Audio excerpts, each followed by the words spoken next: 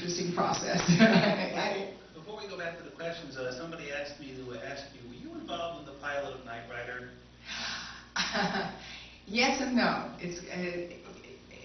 Knight Rider actually was conceived on another TV series called BJ and the Bear with Greg Evigan, and there was one episode in BJ and the Bear where I play Samantha, a doctor, a computer scientist who has this car that's completely computerized, and that really was the original pilot to Knight Rider. They sort of tried the idea out on that series, and then Knight Rider followed shortly thereafter. So in a sense, I did the pilot, but not the pilot. Okay, some more questions, please. In the middle here. Yeah, are there any roles you wish you had ever done, or that you still would like to play? Well, I turned down Goodbye Columbus. I wish I hadn't turned that down. I would like to have done that. But at the time, the idea of straddling Richard Benjamin naked was just something I couldn't wrap my mind around. I also had a boyfriend in Vietnam at the time, and I didn't want her to cause him any more trouble than he was already in.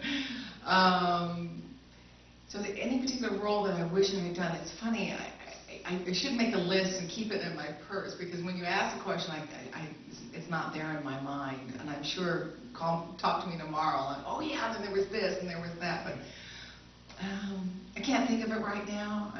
Darn shucks. What was your first professional role? My first professional, okay, half my brain is now answering this question back here. Okay. I have a passion for certain kinds of books, and what I've noticed is that the books are all about women who do it their way. So if I were to say, is there a role I want to do, there's a great book called The Story of Nancy Wake, about a young girl who actually was born in New Zealand, ends up living in Sydney, Australia, runs away from home at 15, 16 with one passion, that is to get to Paris. Cut to the fact that she ends up becoming the most decorated hero in World War II, and she's a woman.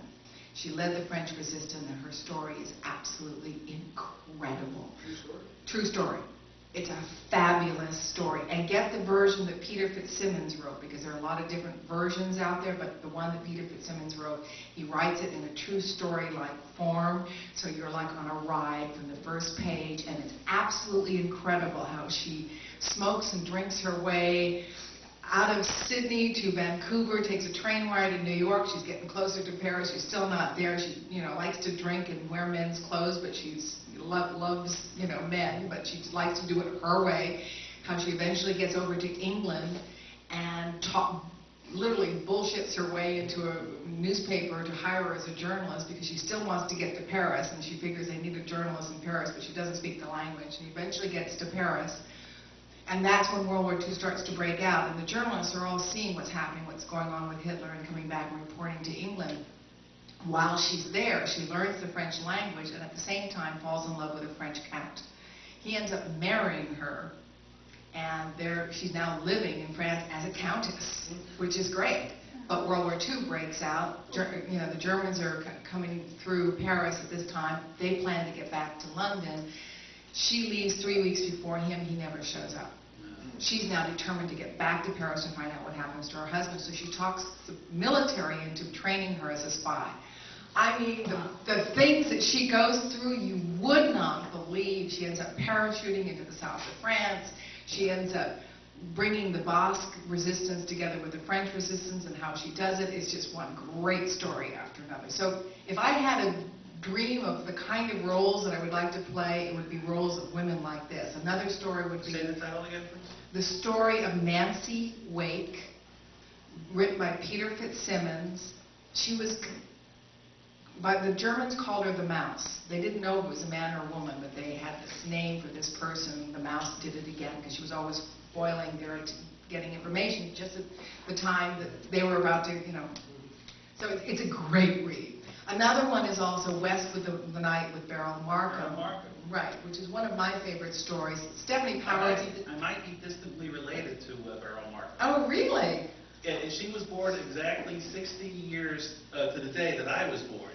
I was born in 1962, and he was born in 1902. Right. Her maiden name is the same maiden name as my maternal grandmother, Clutterbuck. Huh. That's quite a name. Yes. I remember that. But her story of being raised in Africa, and what's great about her is she learned to fly a plane at a time that nobody was teaching women how to fly a plane. She learned to fly this plane, and she flew across the Atlantic 1 week after Lindbergh, but nobody knows about her. And her journey of flying across the Atlantic, the other direction, she didn't have the finances, she didn't have the corporate sponsors, she had none of this. It was a woman flying by the seat of her pants, by sheer willpower and chutzpah, and how she did it, and then her life. And there's one great story, there's a horse race story there. This was absolutely favorite. But anyway, better than Seabiscuit, you know. It's just, yeah, oh yeah, it's fabulous. So those are the kinds of stories that I wish I had done more of. But I don't think they're out there. I haven't seen too many movies. I know Stephanie Powers ended up playing, I think, Vera Mark and Roll. No, was it? Think? No, she didn't. That was another one. She did Margaret Burke White, which is another journalist, you know, strong woman story. Candice Bergen played her in the Gandhi movie. Right. Exactly. And your question was, what was my first role? Okay. My very first role was a commercial, 2 commercials. I don't know which was first, but one happened on Monday, one happened on Tuesday. I don't remember. Dippity-doo for setting her hair. And R.C. Cola with Art Linkletter. And I was 15 years old at the time. Yeah. Another question in the back, please. Yes. Yeah. Yeah, yes. Girl on the We know aisle. your favorite episode of Buck is Vampire. What's your favorite Silver Spoon episode? Singing episode. That's a good question. You know, it's been so many years since I've actually sat down and seen it. I mean, I'm getting visions in my mind of certain scenes, like my putting on the gorilla suit was fun, or, you know, mimicking Sharon Stone as the meter maid. I'm seeing episodes. I can't really remember. There's an episode. Good question. I'm going to have to sit down and look at all of them and see. I do know that the 5th year was closer to what I was. It was a year that I enjoyed the most for my character. Was towards the very end. Now, the other thing I didn't say was my very first television series, which a lot of people don't know about, is called Malibu U. And Malibu U was a musical variety show in 1967 with Ricky Nelson. And Ricky Nelson was the MC, and I was one of the Malibu beauties in my yellow polka dot bikini dancing in the background. And that was an interesting summer because we had a lot of rock stars, and I was kind of wide-eyed going, this is really cool, you know, and Dionne Warwick and Chad and Jeremy and, you know, Engelbert Humperdinck. As a matter of fact, share a funny story with you. I'm graduating from high school, right, and I'm dancing as a wood nymph in Griffith Park in Hollywood with Engelbert Humperdinck, okay? And my wood nymph costume is literally a leotard with some, you know, some... Foliage? No, not quite, no, I think we had scarves pinned on, and, you know, and we were flitting around the trees as Engelbert is singing. And I told the director, I said, look, I'm supposed to graduate from high school today, so do you think maybe I could get off work, you know, a little early, maybe you could do without me? Oh yeah, we'll get finished with this before lunch. And so sure enough, lunch comes and we're still shooting and it's 2 o'clock in the afternoon. And I'm going, I have to go, I'm sorry. So I get in my car, I'm feeling, oh my God, this is so unprofessional. I get in my little white Mustang and I tore on Sunset Boulevard all the way from Hollywood, all the way through Hollywood, Bel Air, Brentwood, all the way to Pacific Palisades to my high school, Pali High.